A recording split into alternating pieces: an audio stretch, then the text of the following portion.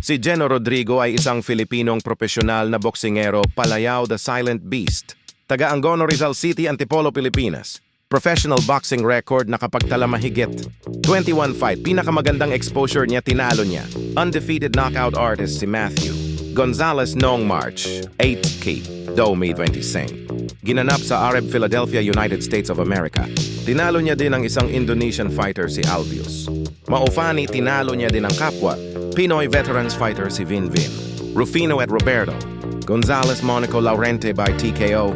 Lumalaban na din sa iba't ibang bansa like Japan, United States of America.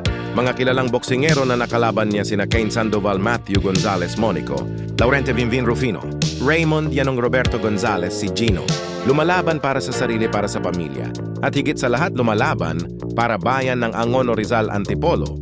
Kabilang sa hanay ng mga mandirigmang Pilipino na nagsusumikap umangat sa mundo ng boxing. Tulad ng maraming boxer sa Pilipinas, nagsimula siya sa simpleng buhay at ginamit ang boxing bilang daan upang maiyahon ang sarili at ang pamilya sa kahirapan. Lumaki si Geno Rodrigo sa Pilipinas kung saan maaga niyang natuklasan ang kanyang interes sa boxing. Sa murang edad pa lamang ay nahilig na siya sa pag-iensayo sa mga lokal na gym. Doon niya hinasa ang kanyang bilis, tibay at tapang sa loob ng ring.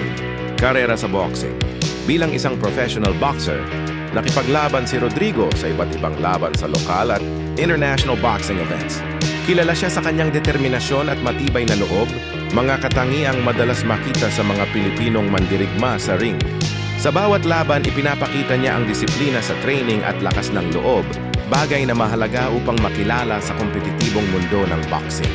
Ang kwento ni Geno Rodrigo ay isa pang halimbawa kung paano ginagamit ng maraming Pilipino ang boxing bilang pag-asa hindi lamang para sa sarili kundi para rin sa pamilya.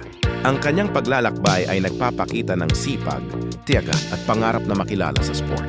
Araw-araw siyang nagtatakbo sa umaga, nag-shadow boxing sa hapon, at nagsasanay hanggang gabi sa mga unang laban. Ngunit hindi siya sumuko. Hindi naging madali ang kanyang landas. May mga araw na wala siyang pamasahe papunta sa gym. Minsan naman ay kulang ang pagkain sa bahay. Ngunit sa tuwing naiisip niya ang kanyang pamilya, lalo siyang lumalakas. Ang pangarap niya ay hindi lamang para sa sarili, kundi para maiangat ang buhay ng kanyang pamilya. Sa paglipas ng panahon, mas gumaling si Geno sa boxing. Nakilala siya sa kanyang tapang, bilis ng kamay, at matibay na puso. At para kay Geno Rodrigo, ang tunay na laban ay hindi lang sa ring, kundi sa buhay mismo. Aral ng kanyang kwento. Ang kwento ni Geno Rodrigo ay paalala na ang kahirapan ay hindi hadlang sa pangarap. Ang sipag at tiyaga ay kayang magbukas ng oportunidad. Ang tunay na mandirigma ay hindi sumusuko. Sa bawat suntok niya sa ring, dala niya ang pangarap,